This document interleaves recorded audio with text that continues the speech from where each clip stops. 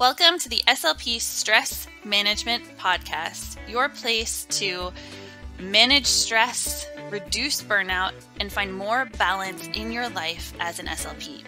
I'm your host, Jessie Andrix, and I am excited today to have fellow SLP Leanne Vollintine here. So, Leanne, thank you so much for being here today to share some of your story. Thank you for letting me. It's a scary but needed conversation that I'm ready to have. Yeah, and I think that's how it goes with anything that's personal to us, right? Because we hold it so close in, and it could be really hard to share. But then also anything that deals with like stress and uncertainty and hardships, like it's just, it can be really hard to share that. So I'm really happy and excited and grateful that you're here to share your story today. Well, thank you for the opportunity. Yeah, you're welcome. So before we dive in really deep, you are an SLP, and I think that we've been chatting a little bit and beforehand and kind of just having a good time before we even started. But you have quite the range as an SLP that you've worked. So can you share a little bit with the work that you do and maybe some of like your history as an SLP? Sure. Yeah. I've always done peds with the exception of like a 9 or 10 month stint. I'm doing PRN in the geriatric community.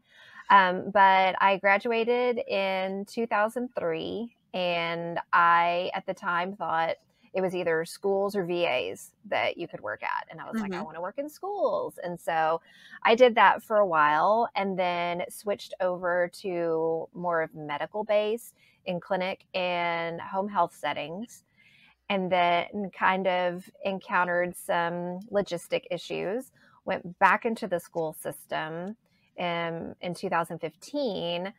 And then because of health and personal career choice, I started my own private practice, did it part-time while I was still working full-time in the schools in 2016, and then ended my school contract in the summer of 2017. And I've been doing my private practice since then. Wow. Yeah. That is a really, you've kind of hit like every aspect of working with peds, it sounds like. Yeah. The only thing I missed out on was working in the hospital. But I'm okay with that, to be honest. Because I'm an empath by nature, and I think it would be very difficult for me as a human being to work in a hospital setting. And that's just, it's just my personal preference. I think I would carry a lot of the worries and concerns of the patients and their families home with me. And so I know better. I know that about myself. And so that's why I stick with home health. And for me, it's the perfect venue for me, because I can help the kids one-on-one, which I see so much more progress, and I get a relationship and rapport with the families. So I'm seeing more carryover than in the schools where you don't have the opportunity to know all the parents and really get that deep connection. So yeah, it took me 17 years. Well, yeah, almost 14 years to find my quote unquote dream job. So, well, but that's really helpful to know, because I know that there are a lot of people, myself included, that start out and you want that dream job like right away, or you maybe even think you are in your dream job and then it doesn't live up to what you thought, and it's like, okay, well now I've made the wrong choice. This is, and you kind of don't know what to do. So it's nice to know that it doesn't always happen right away. And but it's the path to it. Right. And that's what I did, like when I left college and went into the school system, and I was taking over for a retiree, and she had been at that campus for 29 years.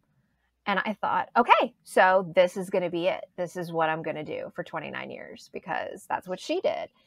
And my first year, it was great because I had another SLP there who handled, there were 3 PPCD classes on that campus, and I only had 50 students. And I was like, that's manageable. I mean, it's a lot, but it's manageable. Mhm. But by my 3rd year, I had over 100. Which is And not, that, oh my gosh. yeah, and that support had gone. Just, the revolving door as it is in education. And that's truly when my stress levels started. And just kind of to give a back note about me, I am or as a kid, I was considered a nervous child, if that makes sense. I wouldn't necessarily call it sensitive, but I would always have stomach aches. Things would upset me easily. I would get stressed out, but I didn't connect the dots because back in the 70s and the 80s, that wasn't talked about. Mhm. And so, even in high school and college, I was stressed out, which, I mean, who isn't stressed out in college? Right. But this 3rd year that I was in the school system, I started noticing physical changes in my body. So it wasn't just like the anxiety or the ruminating thoughts, things like that.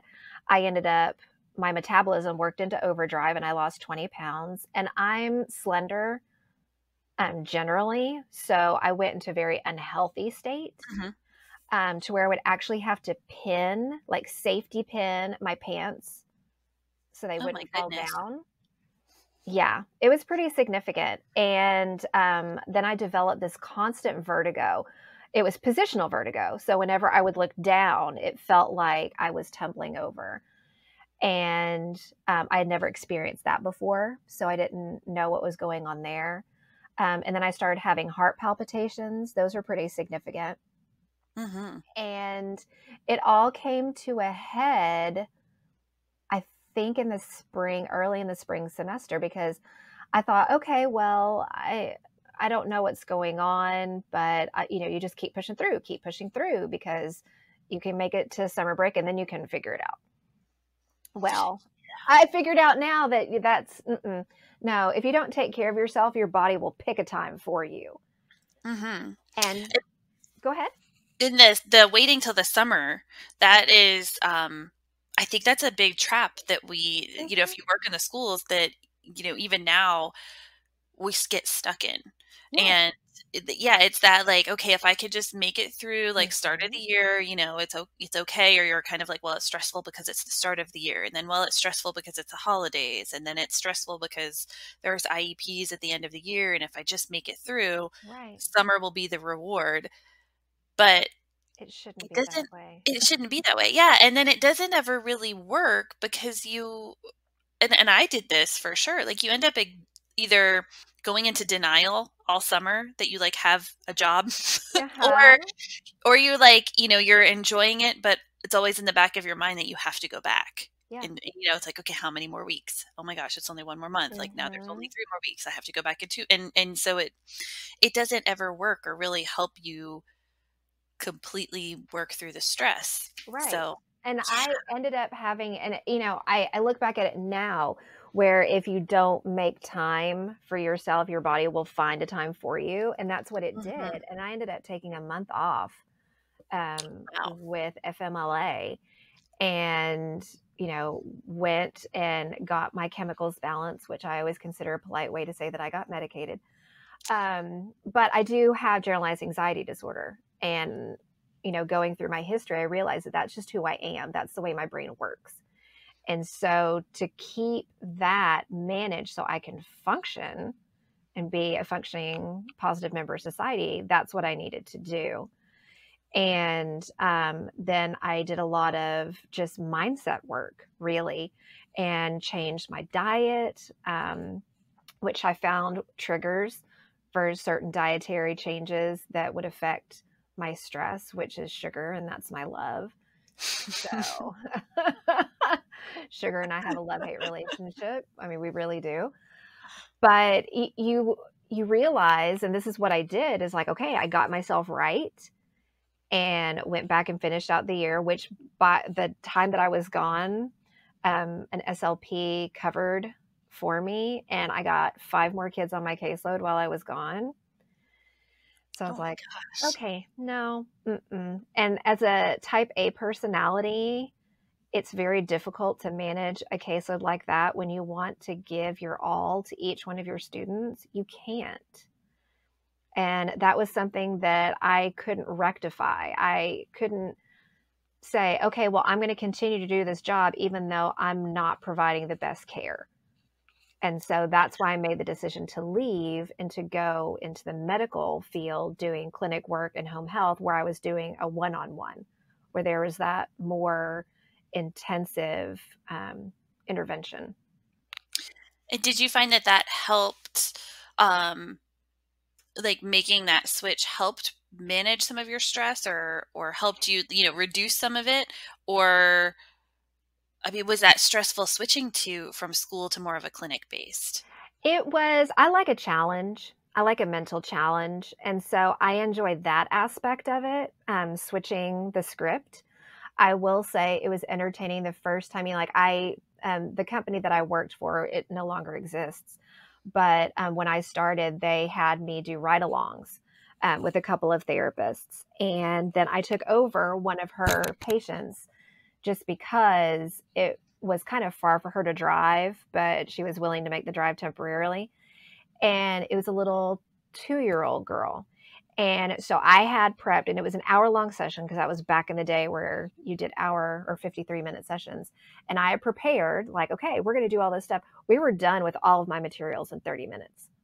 And I was like, uh-oh, okay, this is a learning curve right here, because I was used to not getting things done in 30 minutes for a group of 4 kids. Mm-hmm. So that was definitely a learning curve, but I really enjoyed it because it wasn't like see kid, see kid, see kid, see kid. It was, as you're driving, you're driving in between. So there was that time to kind of decompress in between. And it was to me, a more relaxing setting because I'm in the family's home. And it's different. It got more stressful when I was placed in positions of administration. That's Mm-hmm. when the stress came back. Yeah. So what did that look like for you? The stress or the administrative job? Kind of both. Like Okay. what the tasks were, and like, what do you think that like brought on the stress, and what the Oh, stress okay. looked like? So my caseload decreased for just a little bit. I say managed, I supervised an SLPA who, she's fabulous, Haley Roebuck. I know you're going to listen to this, so you're amazing. And so I enjoyed that because I got to kind of mentor and teach. And so I like that part. I did not like having to read and hand sign all the notes because that was back in the day when you had to hand sign everything. So that wasn't fun. But then I got into an assistant manager position. And I think the reason why is because I was that hustle mindset and Mm-hmm. always give your best. And you're like, well, wow, she's still doing this and she's managing great. Let's add this. Let's give her this. And so, I got the opportunity to be an assistant manager, and then tasks just kept coming on to my desk. And that would be, it's a sign of being good at what you do, but it's also a hindrance. Mm-hmm. It's like, oh my gosh, you're so good that everybody wants you to do everything, which you're like, wow, thank you so much. That's very, not an honor. What's the word I'm looking for? Compliment. But it's also, it's like that double-edged sword. You're like, thanks for the opportunity, but wow, now I don't have enough time to do all the other things that I'm supposed to do. And so I was managing doing claims and, tagging down speech therapists, OTs and PTs saying, hey, I need you to do your note. Hey, I need you to finish this report. Hey, you didn't do this. Which I don't like to do because I don't like confrontation. Yeah, So, it's hard.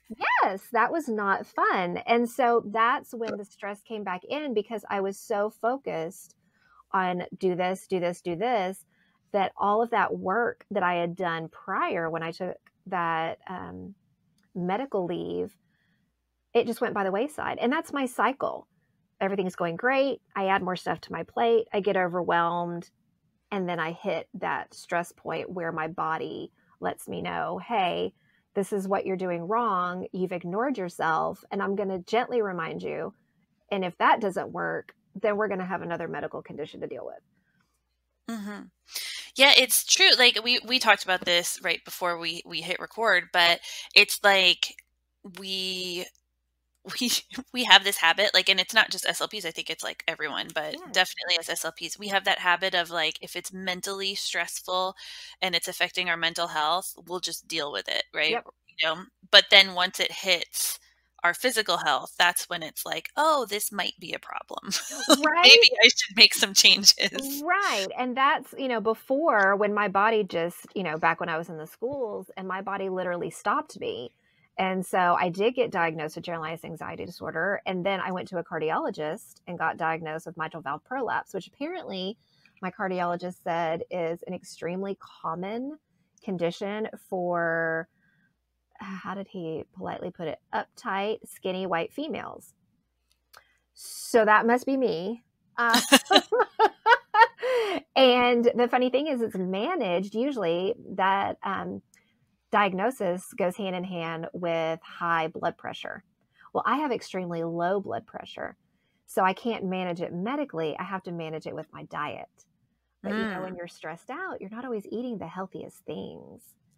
That's very true. And Very so, true. yeah. And so then, you're not, well, I need to get better at this, but, back in the day, it was like you would just grab fast food on the way home, or you would eat extremely sugary cereal bar in the car on the way to work. And so you sacrifice your health for those extra couple of minutes. And if you set yourself up for success by just saying, no, these are my non-negotiables. And that's a Just Massey term right there, a non-negotiable, that say, no, I need to do this before this happens. I need to eat breakfast before I leave. So you make time in your schedule to do that. Otherwise, it's going to come back and bite you later. But Yeah. I know that inherently, and I can say that with confidence, but I still cycle in, that stress cycle where everything's going great. And then I let stuff on me, my personal stuff, slide because I put my importance on others. And that's, I think, a part of being an empath when you're in the healthcare system. That's why you got into the service that you did, to help others. And and I'm also an Enneagram 1 wing 2. So that's like pretty much me just giving my life to others and not really taking care of myself. But if you don't do that, you don't have a self to give. And so that's another reminder. I'm like, okay, if you don't take this time, you may not be able to help them later. So take the time now. Yeah.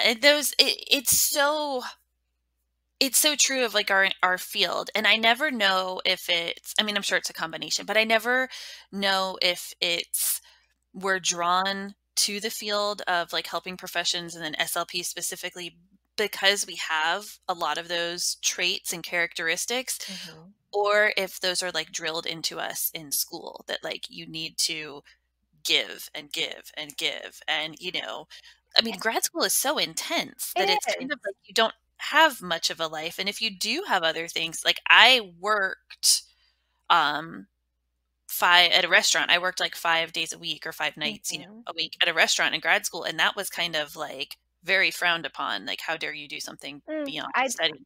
Yeah, I did the same thing. I did data entry. And so like just computer work, which was glorious. And it's kind of, I'm not sure exactly with food service, but you don't have to think about it. It's just a rote function and you do it.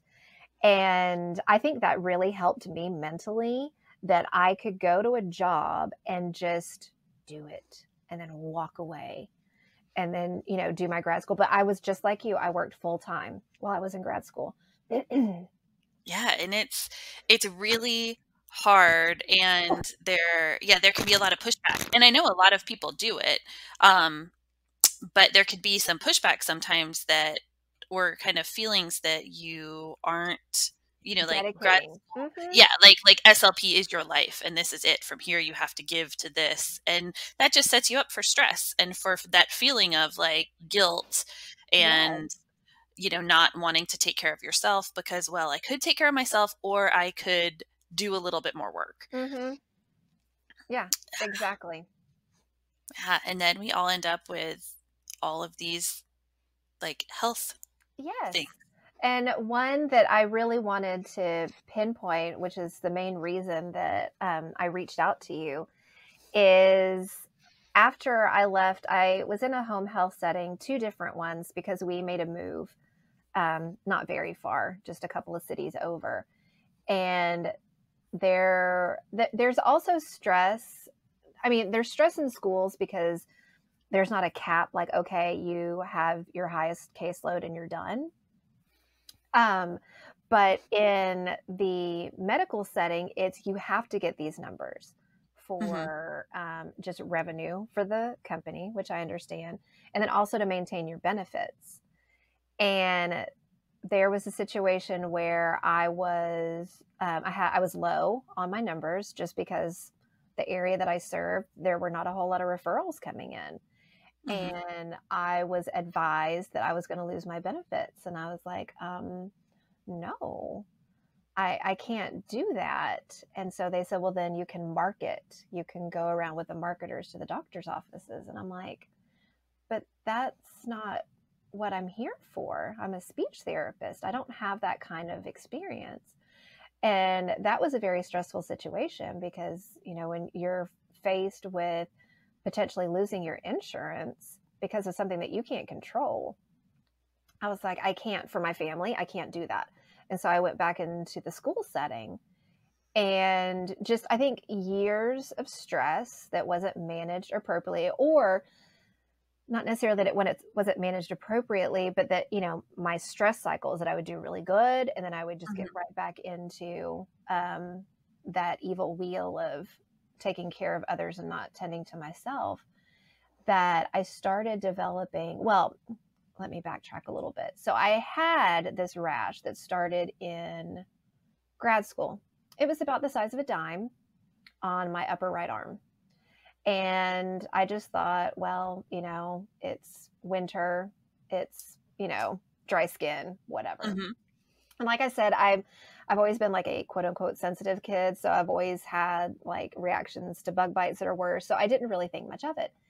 And then when my stress levels got really bad at the end of that horrible 2005 to 2006 school year, when I had 100 and some odd kids on my caseload, I noticed different patches of this eczema like thing.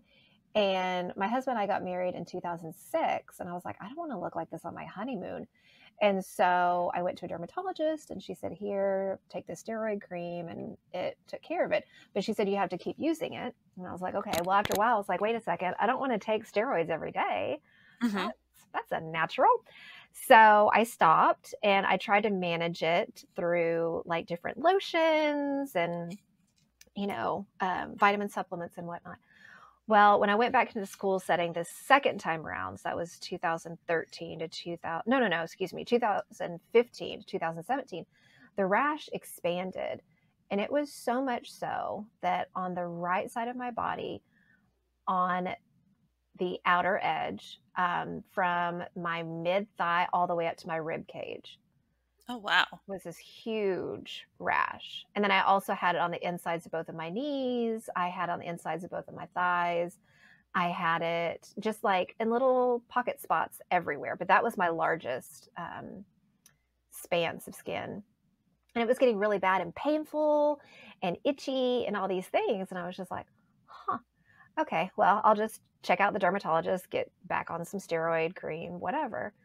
So during a spring break in 2016, I made a dermatology appointment, a dermatologist that, I hadn't seen one in a decade. And I came in, I was like, hi, this is the situation. Here, look at this.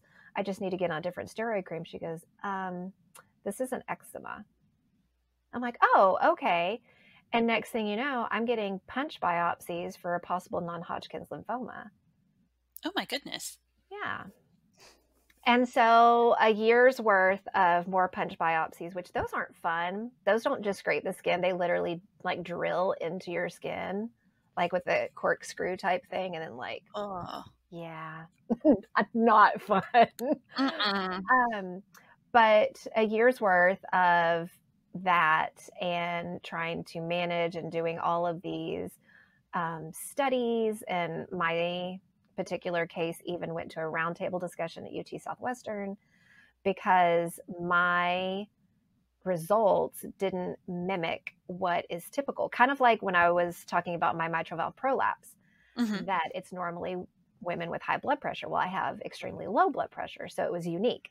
So this is the same thing. Is there was a certain thing on the results, like 2 arrays that showed up, and there should have only been 1. And so they did all this thinking and everything, and they said, okay, well, let's just go ahead and try to manage it as if it were this, and then we'll let you know. And they did the roundtable discussion, and I remember the phone call as if it were yesterday, and it was back in May of 2017. I was in my car. It was after a kind of school-wide or district-wide, but it included other districts. This kind of Special Olympics type of thing that's hosted by the district that I work for. And I was in my car with 2 other, a diagnostician and an SLP friend of mine, because we were taking all of the equipment back to one of the original buildings to put everything back up. And they said, yeah, we're going to go ahead and call it. You have mycosis fungoides, which is a cutaneous T-cell lymphoma. They said it's stage 1A. But so it's basically a blood cancer, but it shows up in the lymphocytes of my skin, and it mimics the look of eczema. Oh, wow. And it's this smoldering diagnosis. So it's not like colon cancer or breast cancer where it can be very quick to grow. Apparently it had started very minutely. And they never know when it switches from eczema to the actual blood cancer. But I personally think that it was that high level of stress when I went back into the school system, because I was also, I'm not 100% bilingual, but I'm conversationally fluent with the exception of some verb conjugations. And so I had my own campus, but then I was also responsible for any other campus that had, or not like the entire caseload, but any bilingual students that needed speech therapy services. So I was traveling. So I was basically doing home health and the school setting, because I was doing the travel part of it, but still, having the school caseload. And it really got me. And that was my body's way of, I think that stress really exacerbated that timeline, because remember, it went from a little dime size on my arm to this huge swath of skin, probably a foot wide and maybe 18 inches long.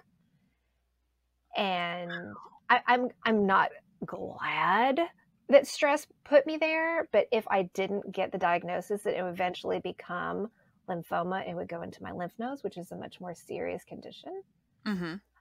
This condition is managed by phototherapy.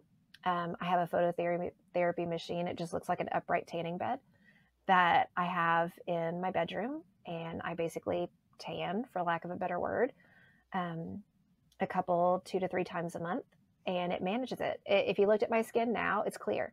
It's absolutely clear. And to know that is, helping is amazing, because eventually if it got worse, I would do chemotherapy or, radiation or something like that. But when it was getting stressful and I was going through that year of, I don't know, do I have cancer? Do I not? I told administration, I said, this job, I'm not going to let this job give me cancer. I'm not going to, this is not going to stress me out. Well, wrong. do I think the job gave me cancer? No. Do I think that it didn't, I wasn't meant to work in the school system. It's just the number, the quantity of kids. I can't do it. It's not within my type A empathic ISFJ one wing to nature to work with 100 or 75 kids at a time. Yeah. I can't do it. And so I'd always wanted to have my own private practice. I had thought of that ever since I was in grad school. And in 2016, which was kind of the height of when all of that was going on, I was like, you know what? I think I'm ready. And so, literally the month that I got the diagnosis was when I left, because I had already decided that I was going to leave. I wasn't going to renew my contract. But how scary is that? Hi, you have a new medical diagnosis. It's pretty significant. And now you're going to work on your own. I was like, what are you thinking? Are you insane? But I did it. And, like I had that 3 months income to kind of figure it out. And that's when I got a PRN job working for a company for the geriatrics. So that way there wouldn't be a conflict of interest as I developed my caseload. And the funny thing is, you think, okay, well, she got that under control and she's on track. She finally got the job of her dreams. Wrong. Because if you still have that hustle mentality, no matter where you work, it's going to affect you. Yes. That is, yes. It will always be there, no matter what job you have, because it's a mindset. And you will just keep, and like I said, my stress cycle, you're just going to keep doing the same thing over and over and over again. And again, it was hustle, hustle, hustle. And so in 2018, yeah, I'm getting my numbers wrong.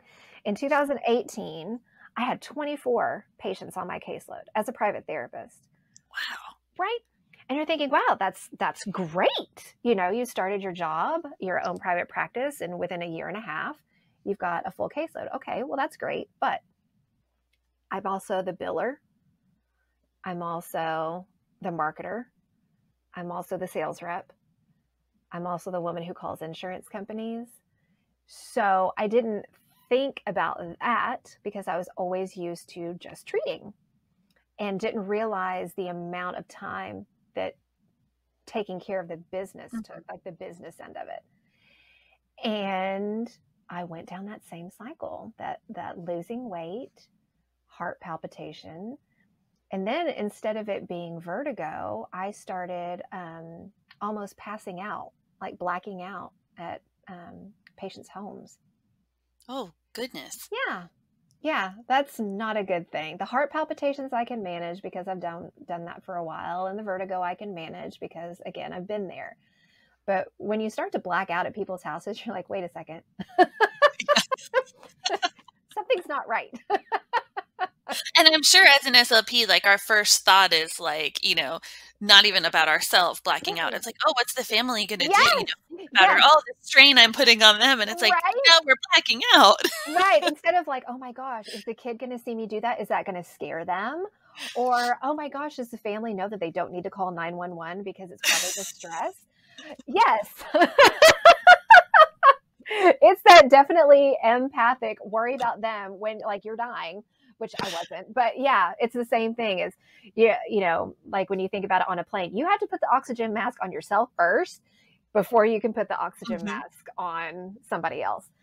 And so a dear friend of mine, she was like, Leanna, you need to go to the doctor. Nah, I'm fine. It's just stress. Come on.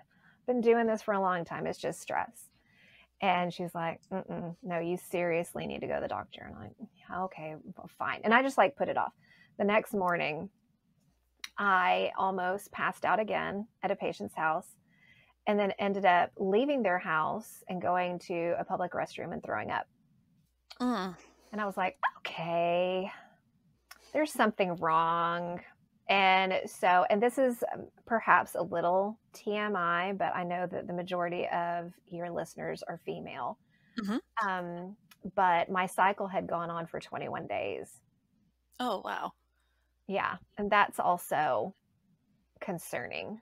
Yes. And so I was like, okay. So I called, my first phone call was to my regular PCP. And I went in and didn't see her, unfortunately, but it was more of a time is of the essence thing. Mm-hmm. And so I met with one of her associates, and she's like, okay, it may be something related to your hormones. So make a call to your gynecologist. And okay, so did a exam, which that's not fun. And then she said, yeah, I need to do an ultrasound. Like, oh, why? No, just this is supposed to be stress.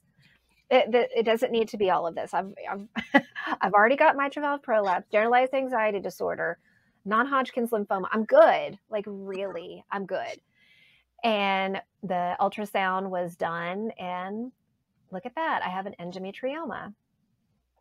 Gosh. So I did research, and so many of those symptoms, like there's a lot of them for endometriosis, and Mm-hmm. I was experiencing like over half of them. But they're all so different, and they mimic my stress triggers, like my stress symptoms. And so I didn't know. And then after that, I went in for a checkup, put me on birth control to manage my hormones and the endometrioma. Like, I still have them pop up, which is Mm-hmm. part of endometriosis, but in general, it's fairly well managed. And she's like, I was telling her of some other symptoms that had cropped up. She goes, yeah, it sounds like you're going through perimenopause too. I'm like, oh, yay! Great. Fantastic. You're like, that's not what I wanted to hear. No, I'm just a young 43. Come on now. But, and then I think to myself, like, okay, I've got all of this baggage, this medical baggage, and I don't want to tell my families because I don't want them to stress out about it. I also, there's two things that I worry about is talking about this, which is why it's been so long for me to hold this in, is that I don't want pity. Sympathy, I guess, is okay, but I don't want anyone to feel sorry for me because in my mind, there are so many more people who need that empathy and sympathy than me. And so I would rather your energy be placed on them instead of me. And then second, I don't want someone to think that because I have a medical condition or medical conditions, that it makes me less of a person and I'm not worthy enough to be your child's therapist. That, oh, she's going to get sick all the time, or, oh, she doesn't, she has so much going on that she's not going to be able to invest in my child. And I end up slowly telling families about it because there may be a day that I have to go for a checkup, or there may be a day when my endometriosis flares, which causes vertigo, and I can't drive, so I can't see your kid. Mm-hmm. But I'm getting better with managing everything. And so it's a lot less than it was back in like late 18, early 19. So that's why I had kept it to myself and just close family members or close friends. But then I thought, wait, you're providing not a service, but a disservice, because I want people to understand that stress, there is such thing as a good stress. But if you're in a stressful situation, you need to pay attention to what your body is telling you and go with your gut, and don't just say, oh, it's just stress. Oh, once I, get through XYZ, then I'll be okay. No, you won't, because it's either just going to get worse or something else is going to be added to the mix. And I think I'm a perfect example of that. I mean, would I have gotten mitral valve prolapse? Perhaps. Would the cancer be diagnosed? Eventually, because the cancer cells were in my body. It was just a matter of when they would be activated. Mm-hmm. But I think that stress had a huge push in all of those things. And so I think that it's like my public service for the century to tell people it is not okay to be stressed all the time. It's not normal. And especially if you're dealing with mental health, it is okay to ask for help. It is okay to get support. it is not a stigma because so many people deal with it. And I just wanted to bring my story to light. So hopefully, if one person hears this and knows they're not alone, or, oh my gosh, I've been having some symptoms, but I've just been putting it off as stress. Maybe I need to look into that. And that might change your health for the better. So. Yeah. Well, thank you. Thank you for doing that, because I do think that, I mean, a lot of us are, I mean, stress is so huge in our field, and Yes. we just keep pushing through. Yes. Yeah. And I wanted to finish off because I don't want people to think, oh, yeah, she's got it under control. If you've been listening this 40 some odd minutes, I'm in a stress cycle. So right now, we've got everything is going great. Then I start to add more things onto my plate. I get overwhelmed, and then I realize a problem and get back to those healthy habits. Right now, I'm in the I realize the problem and getting back to my healthy habits. Quarantine and switching my business to teletherapy in 3 days, I did not miss a beat. I did not miss one day of work because I was just like, no, these kids are going to get served and I'm going to figure it out. So I was in the start to do more things with the teletherapy, which that was out of my control, really. I mean, I didn't plan for the global pandemic. I don't think anybody did. But then I got overwhelmed and stressed because just adding all of that stuff. So now I'm getting back to doing the right things. And for me, it's taking my vitamins. That is huge. And I had gotten off track with that. So taking my vitamins, making sure I'm drinking enough water. I mean, we're all basically just houseplants with feelings. And so we need water and sunshine. And so, taking your vitamins, or for me, taking my vitamins, drinking my water, making sure I'm making healthier choices just for my diet for my endometriosis, my diet for my mitral valve prolapse, my diet for my anxiety. So think of those things. Plus I have low blood sugar and low blood pressure. So just, managing all of that, making sure I'm, eating snacks throughout the day instead of only having 3 meals. Sleep is important. I use essential oils, and depending on the day, I'll either do like a stress away type thing, roll it on me before I go to bed, or lavender. Taking breaks instead of saying, okay, I'm going to finish all these claims before I take a break. No, do half of them. Take a 15-minute break and then do the other half. Because mentally, if you just keep going, you're going to run out and you're going to make more mistakes. And then you're going to have to go back and do the work again. So if you chunk things when you have that mental energy, and shout out again to Jess Massey and her HS5 and her Focus 3, like think of when you are best in the day and do those mental tasks when they're best for you. And so me as a private practice person, I don't have perfect control over my schedule because I can't say I'm going to see a kid this time because they may not be at home. So I kind of have to manage it that way. But there is at least one day where I don't see a whole lot of kids, and the rest of that day is paperwork. And then I chunk throughout the day, like, okay, in the morning, I'm going to do claims. In the afternoon, I'm going to organize and file papers and, things like that. And then reducing clutter. I've realized that if I have a lot of clutter, it makes me stressed out. And so, but when you're in a moment, or in that, for me, that stress cycle of I have to do all the things, you just let stuff pile up because you're like, I'll get to that. I'll get to that. I call my materials that I throw in the office material mountain. Those are things that I need to clean before I can, I'm still in the process of cleaning from 3 months of material mountain. And it's taken me 3.5 hours so far, and I'm almost done. Cool. Yeah. And I have all the materials because I've been a speech therapist for 17 years. And so like I've gathered things throughout the time. So I have like a closet full, which it's a good thing and a bad thing, because then it's like, oh, well, you've just got more stuff in the closet. You just go pull out that material. Well, yeah, but then you have to clean it later. So it just, it's a thing. It's like a constant mindset of things that you need to do. So you need to figure out what works best for you. And for me, it's lists, like decluttering and taking care of my body. And if I can manage those three, for the most part, I'm all right. Yeah.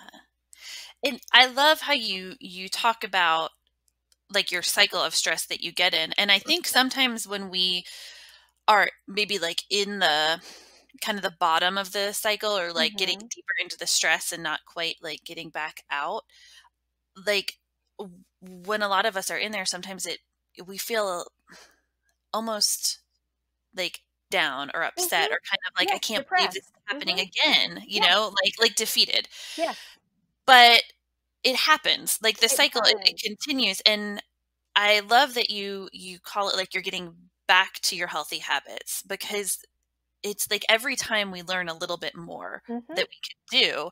And so if you can just recognize, okay, like something is off. Here's what I haven't been doing. I need to get back to doing that. Like Yeah. I've let go of doing my vitamins. Like, no, I'm not drinking water and I really do need to drink water, or Yeah. I'm not sleeping.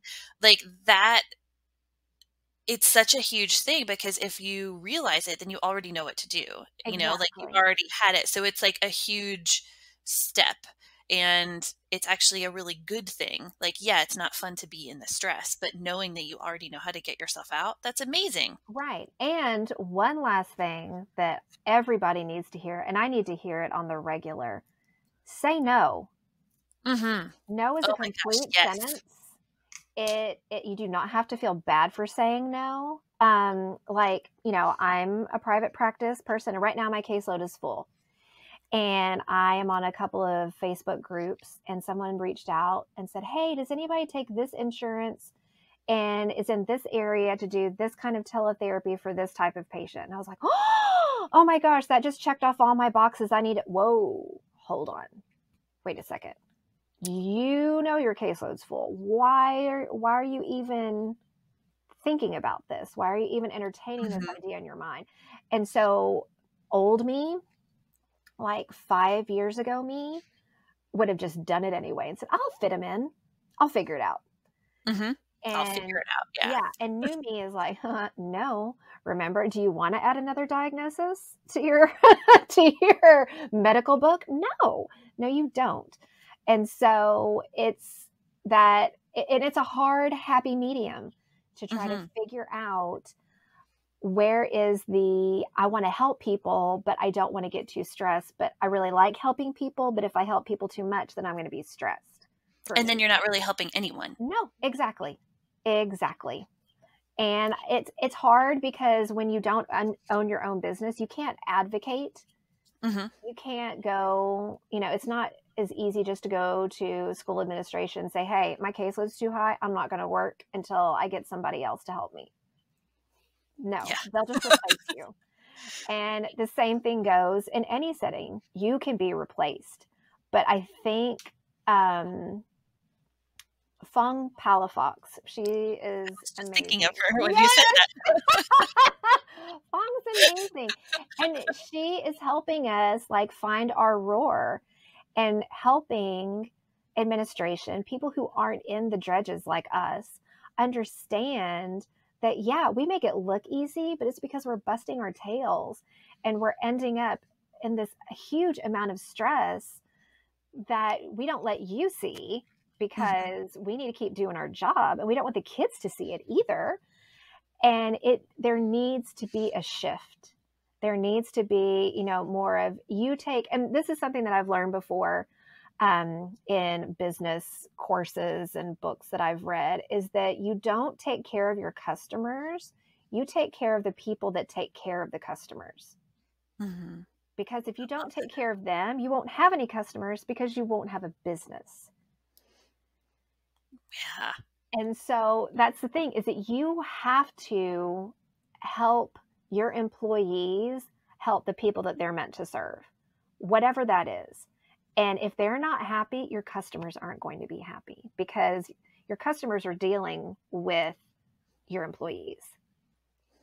And Mhm. so I have to, that's kind of a mindset that I hearken back to. Now, granted, it's just me, myself, and I don't have employees, but I have to remind myself, if I'm not taking care of myself, I'm not going to be a good therapist for a patient, because I might be snappy, to a little 3-year-old, Mhm. instead of, like, if they're being silly, instead of saying, okay, now we need to get back to work, say, hey, you need to pay attention, you know, and it makes a difference. And so I wish that administration could understand that. And I wish there was more budgeting. I wish there was more funds.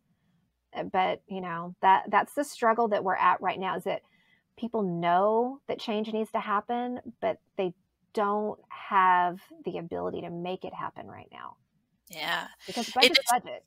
yeah, it's true, and it's something it's been running through my mind while we've been talking. It's like, right now with that, we're at the phase of, like, the foundation Yes. phase of, like, it's okay for us to finally start talking about, we're struggling, we need help. We may not be at the point where we can, like you said, walk up to your administrator and be like, "I'm not doing it." Hmm. We might be, depending on the facility you're at. Like, I had a Right. really great admin team when I was in schools, and I felt like I could have done that, but I still didn't do it. It was still like I didn't tell them I was stressed until I told them I was resigning. Right. Um, Same. and Yep. they were like, "Oh my gosh, well, if you ever wanna come back, like, we love having you." Like, they weren't upset or anything, they were like, "Man." Right. Right. Um, but it's still really scary. But I think that it's, with making all of these changes, like, we're sometimes still in that, like, baseline. Like, we're now able to talk about that we're all stressed. Yes. And from here, once that becomes normal for us to, like, not hide our stress anymore, Yes. then we'll be able to take the next step of, like, overhauling things. Yeah, like Yeah. reform. It's like you Yeah. have to figure out what doesn't work and then work to make it work better. Yeah. So I know it's easy to feel defeated or feel like, we're stuck sometimes, or we can't say no, unless you're in a private practice or an independent contractor or something. Right. But we're I think as a field, we're slowly but steadily making progress to that. Yeah, because you need to push for yourself, just as Mhm. if, and I think back to, if I were a parent of a child that needed services, you would push the school system or the insurance companies for your kid to get what they needed. So why, as a service provider, would you not be allowed to do the same thing? Mhm. And we can come at it from the approach of, if we're stuck in the bottom of the stress cycle all the time Hmm. and we're just overwhelmed and stressed, we are not, like you said, we're not going to be the best therapists that we Right. can be. We're not going to be able to give them everything that they need, or as close to it as we possibly could. Right. So, yeah, so that's one of our ways to hopefully start, Right. like, You have to start somewhere. And I mean, if we are the pioneers that help the future generations, then I'm all for it, because I kind of, as what we had talked about before we started the interview, that you want your kids to have better than what you had. Mhm. And so you don't want other people to suffer like you did. And I wouldn't want somebody to go through the things that I had. If I had someone that I had been through something similar and said, hey, you shouldn't have to deal with all this stress, or hey, you need to work on yourself, you need to do some mindset stuff, that would have been so much more helpful. So that's like another reason why I wanted to talk with you. So that way, there is, like, speech therapists and others that listen to your podcast know that you're not alone, that others like us either have gone through it or are going through it. And, I've developed some relationships through Instagram on DMs, Mhm. and it's great. Like, they can say, like, hey, I'm having this rough day or whatever, and they can vent to me, and then I can vent to them, and we can kind of work it out together. So that's a shout out to anybody who would like to DM me. I'd be more than happy to share my knowledge, because even though I don't like having the knowledge, I think that I have it for a reason. And if that reason is to help others, then by all means. I already went through it. Might as well get some use out of it. Yeah. And I really appreciate you sharing your story today. And it is very true that, like, it's, there are more people sharing stories, but it helps so much to keep hearing and to hear even more from people, because otherwise we get isolated and we think we're the only one, and then we don't know what to do, and we either quit or we stay where it eventually affects our health more and more and more. Exactly. So thank you so much for being here and for sharing and giving people, some hope that, and some, like, just feeling that they're not alone. Yeah. And I mean, and I tell people, yeah, I've got all these medical diagnoses, sorry. But I run a private practice. So it can be done. You can make progress. You can, do things you want to do. You just have to be willing to make sacrifices for your own health. Yes. I love it. So where can people where can people connect with you? Okay. I'm mostly on Instagram, and my handle, and I have to look it up because it's SpeechWorks Therapy. So altogether, SpeechWorks Therapy. And then I think on Facebook, it's SpeechWorks Therapy TX.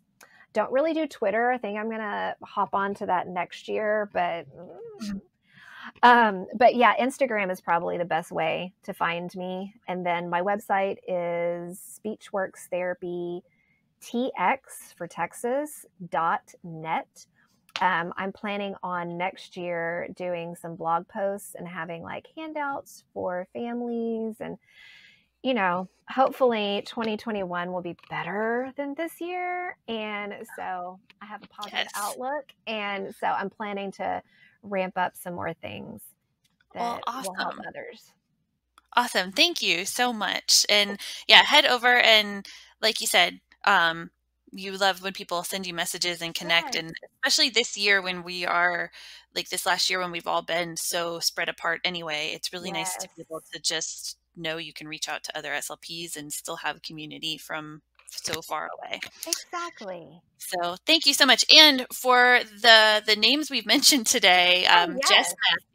Jess Massey, and then Fung Palafox, we actually have some episodes where I have interviewed them. So if anybody's listening and you want more of some of the stuff that Leanna has talked about, that's again, Jess Massey and Fong Palafox. We they're both amazing, and yeah, there's some really good things that I think people will find helpful, and knowing that they can listen to that and then listen to your story and see like how you've actually used some of what they have said. It's awesome. So thank you so much for being here. Well, thank you for the opportunity. It was a pleasure.